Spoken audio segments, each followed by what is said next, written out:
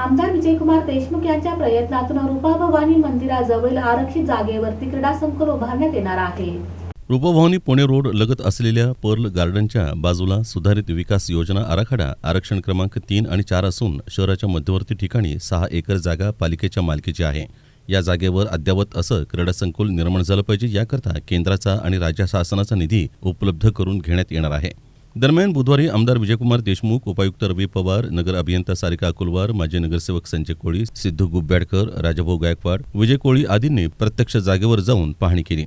यावेळी या विस्तीर्ण अशा जागेवर व्हॉलीबॉल, खो खो, कबड्डी, क्रिकेट आणि स्विमिंग टँक आदी उभारण्यासंबंधीची चर्चा झाली।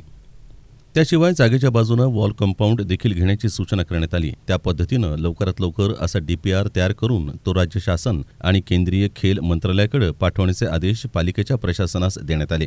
आमदार विजयकुमार देशमुख यांच्या अथक प्रयत्नातून पुढील काही दिवसांमध्ये रूपाभवानी मंदिर परिसरात महापालिकेच्या जागेवर अद्ययावत क्रीडा संकुल उभारण्यात येणार असल्याची माहिती माजी नगरसेवक संजय कोळी यांनी दिली। पालिका भवानीपेठ या भागात पर्ल गार्डनच्या बाजूला सोलापूर महानगरपालिकेची 6 एकर जमीन हे क्रीडांगण आणि शाळेसाठी आरक्षण होतं। त्या ठिकाणी विजयकुमार देशमुख या शहर उत्तरचे लोकप्रिय आमदार माननीय विजयकुमार देशमुख, सोलापूर महानगरपालिकेचे उपायुक्त माननीय पवारसाहेब, नगर अभियंता अकुलवार मॅडम आणि त्यांच्या सगळ्या टीमनी या ठिकाणी पाहणी केली की या भागातील जे खेळाडू असेल, जे युवक असेल, त्यांना एक चांगल्या प्रकारे अत्याधुनिक क्रीडांगण या ठिकाणी व्हायला पाहिजे। त्याचा DPR कोणत्या प्रकारे या ठिकाणी करायला पाहिजे त्याची पाहणी करण्यासाठी आज सगळ्या या भागातील संताजी भोळे, काशीद, राजाभाऊ गायकवाड, सिद्धू गुब्याडकर यांनी सगळ्यांनी मिळून मालकांना विनंती केली की आमच्या भागातील खेळाडू जास्तीत जास्त प्रमाणात या ठिकाणी त्याचा उपयोग व्हायला पाहिजे। यासाठी